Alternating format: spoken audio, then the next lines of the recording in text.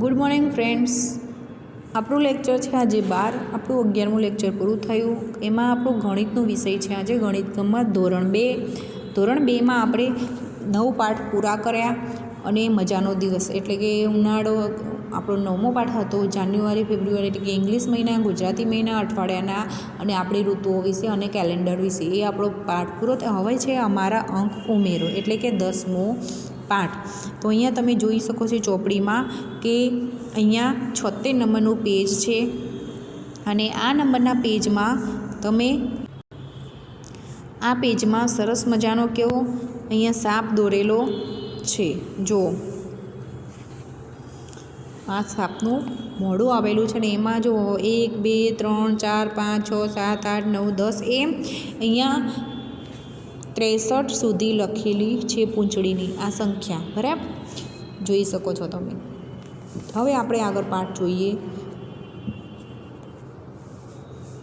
દડો ઉછાળો એટલે કે દડો ઉછાળવાનો છે. આ એક ગેમ રમી રહ્યા છે. ચલો આપણે જોઈએ.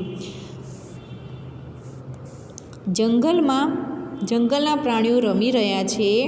આ બધા જંગલના પ્રાણીઓ રમી રહ્યા છે. એક પછી એક બેટ વડે દડાને નીચે ન પડે ત્યાં સુધી ઉછાળે છે.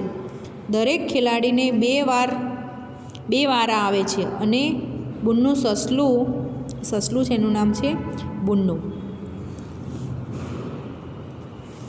અને બુન્નું સસલું તેમના અંક ઉમેરે છે.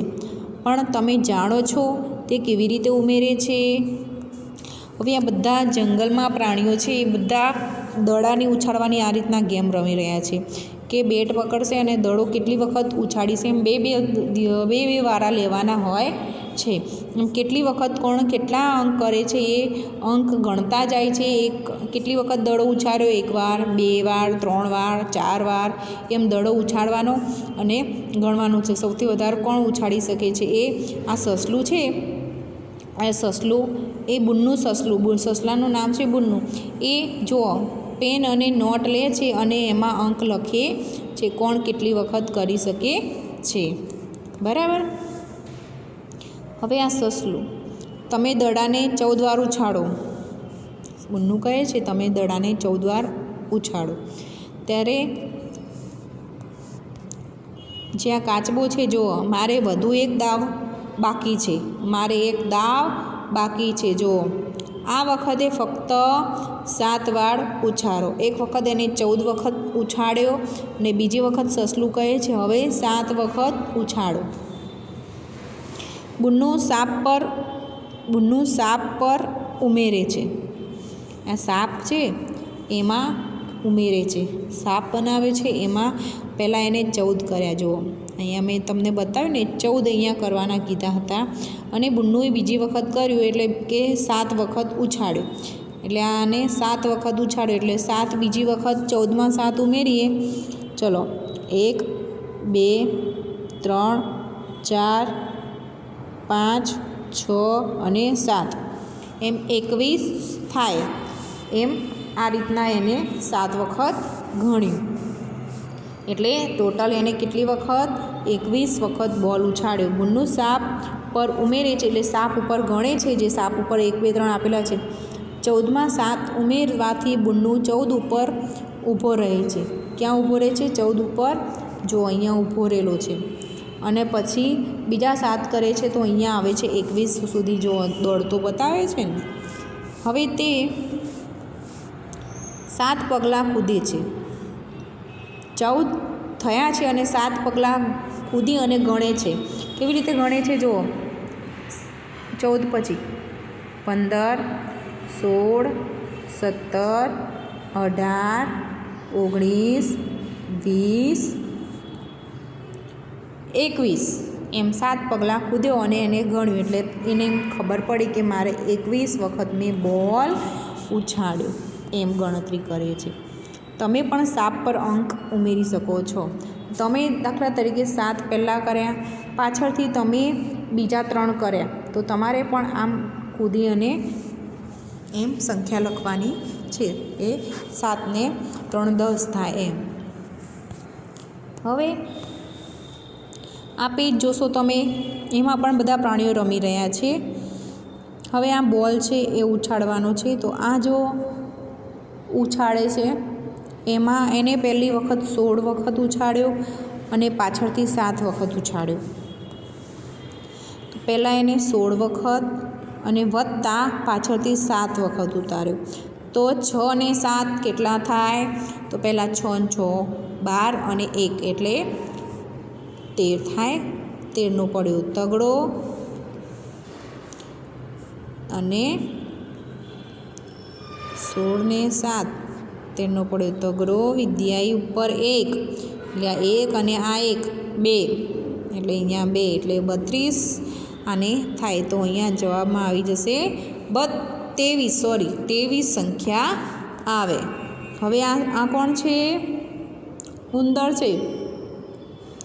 એને પહેલાં જો 18 વખત ઉછાળ્યો અને પાછળથી 10 વખત. તો 18 ને 10 કેટલા થાય? તો ગણવા માટે 18 વત્તા 10 એવી રીતે લખી દેવાના. 8 છે ઉપરના ઉપર 8 નીચે આવી જશે અને આ 1 અને 1 2 એટલે 28. એટલે અહીંયા જવાબ આવશે 28 વખત ઉંદરે બોલ ઉછાળ્યો. બરાબર. હવે આ કોણ છે? સિંહ છે. સિંહ સાહેબ જોઈએ કેટલી વખત ઉછાળે છે. પહેલાં એને 19 વખત ઉછાળ્યો અને પછી વત્તા 15 વખત. જુઓ કેટલો બધો ઉછાળ્યો. તો 9 ને 5 ગણો 10 9માં 5 ઉમેરો 9 પછી 10 11 12 13 અને 14 થયા. તો 14નો પાછળનો આ રીતના 14 થાય તો આ પાછળનો આંકડો છે ને અહીંયા મેળ દેવાનો 14 અને 1 છે ને ઉપર એકના ઉપર 1 મેળવાનો. તો વિદ્યા આવી એટલે કે 1. તો 1 2 અને 3 એટલે કેટલા થયા? 34. એટલે કે સિંહ સાહેબે 34 વખત બોલ ઉછાળ્યો. હવે આપણે જોઈશું આ હાથી છે જે આ છે ને એ 49 લખેલા છે વત્તા પહેલાં એને 49 વાર બોલ ઉછાળ્યો પછી પાછળથી 13 વખત. તો 9 ને 3 ગણો 10 11 12.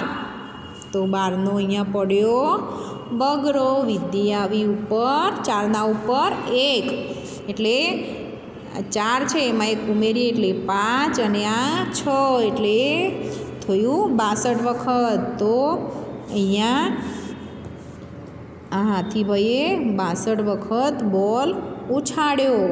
પછી છે કાચબો. તો કાચમાં ભાઈએ જો પહેલાં 14 વખત પછી વત્તા બીજી વખત 7 વખત ઉછાળ્યો. તો 4 ને 7 ચલો 7માં 4 ઉમેરો તો 8 9 10 11નો પડ્યો એકડો. અને 2 રકમ હોય એટલે એક ઉપર જતી રહે એક નીચે આવે. પાછળની હોય અહીંયા મેળવાની હોય અને ઉપરનો એકડો અહીંયા વિદ્યા. તો આ 1 અને આ 1 એટલે 2 21 થયા. તો કાચબા ભાઈએ 21 વખત બોલ નાખ્યો. હવે આ શું છે? નાનું ભાલું છે. તો એમાં એને 33 વખત પહેલાં ઉછાળ્યો પાછળથી 11 વખત. તો 33 એટલે 3 ને 1 4. આ પણ 3 ને 1 4 એટલે 44 વખત એને બોલ ઉછાળ્યો. હવે કોણ જોઈએ છે? ચલો કોણ જીત્યું? ચલો તો અહીંયા શું લખ્યું? રમત કોણ જીત્યું? તો સૌથી વધારે કોની રકમ છે? ચલો 23 28 34 62 21 અને 44 કોની વધારે છે? બોલો. સરસ. હાથીભાઈની આ જે 62 છે એ સૌથી વધારે. એટલે કોણ જીત્યું? હાથી જીત્યો. તો લખવાનું રમત કોણ જીત્યું? તો હાથી. કેમ? એને કેટલા થયા? 62 સૌથી વધારે સંખ્યા કહેવાય એટલા માટે. પછી બીજો પ્રશ્ન છે રમત કોણ હાર્યું? તો સૌથી ઓછા કોને છે?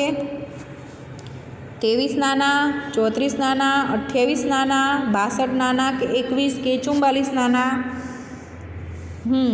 21 છે એ નાના એટલે 21 નાની સંખ્યા છે એટલે કોણ હાર્યું? કાચબાભાઈ હારી ગયા. હવે નીચે બુન્નુએ વિજેતાને કેળા આપ્યા. બુન્નુ છે જે આગળ હતું સસલું એને વિજેતા એટલે કે હાથીભાઈ વિજેતા થયા. એને શું મળ્યું ઇનામમાં? કેળા ખાવા મળી ગયા. બરાબર. હવે અનુમાન કરો અને કહો. અહીંયા આપેલું છે અનુમાન કરો અને કહો. એટલે કે પહેલું છો પ્રભા તેના દાદીમાં કે પ્રભા છે, જો આ છોકરી છે એનું નામ પ્રભા, તેના દાદીમાં કે છે જેઓ બીજા ગામમાં રહે છે, એના દાદીમાં બીજા ગામમાં રહે છે, ત્યાં જઈ રહી છે, તે ત્યાં જવાની છે બીજા ગામમાં. તે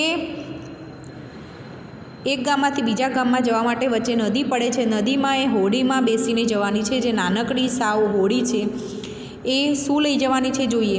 તે 15 કિલોગ્રામ શેરડી લઈ જવાની છે, 7 કિલોગ્રામ સફરજન લઈ જવાની છે અને 8 કિલોગ્રામ ટામેટાં લઈ જવાની ઈચ્છે છે. તેણે નદી પસાર કરવાની છે. હોડીમાં તે 25 કિલોગ્રામ વજન લઈ જઈ શકશે. શું તે બધી વસ્તુઓ લઈ જઈ શકશે, હા કે ના? તો લઈ જઈ શકાશે. એટલે અહીંયા તમારે હા લખી દેવાનું છે, અનુમાન કરવાનું છે. તો હવે આપણે આ પેજ જોઈશું. આ વખતે કોંગાળું, હવે કોણ રમે છે બોલ જોઈએ ચલો.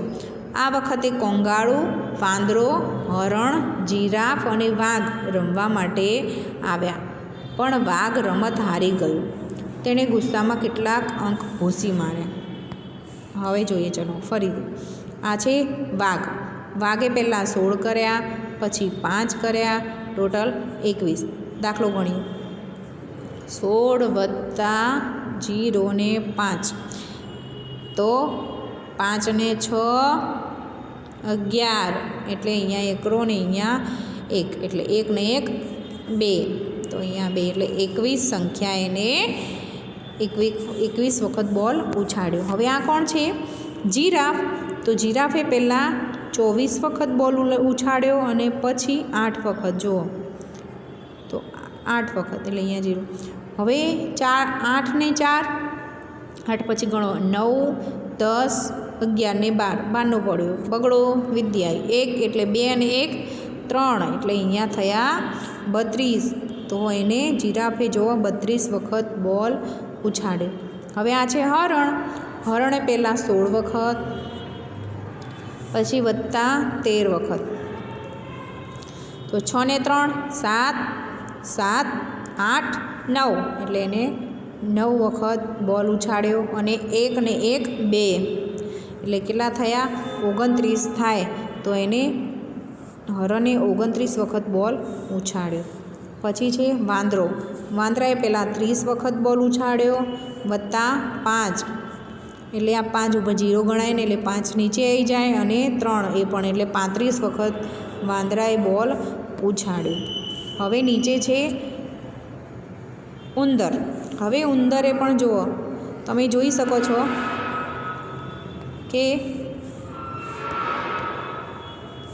ઉંદરે 23 વખત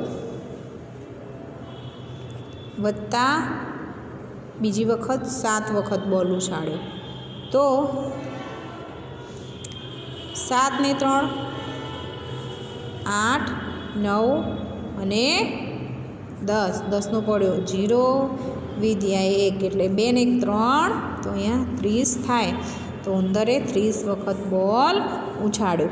એમ તમારે દાખલા ગણી જવાનું ને આ બધા દાખલા તમારે તમારી ગણિતની નોટમાં લેસનમાં લખી લેવાનું. આ પેજ પણ ગણી અને તમારી ગણિતની નોટમાં લેસન અને આ પણ પેજ લખવાનું છે. ઓકે ફ્રેન્ડ્સ, તો નેક્સ્ટ વિડીયોમાં મળીશું. Thank you.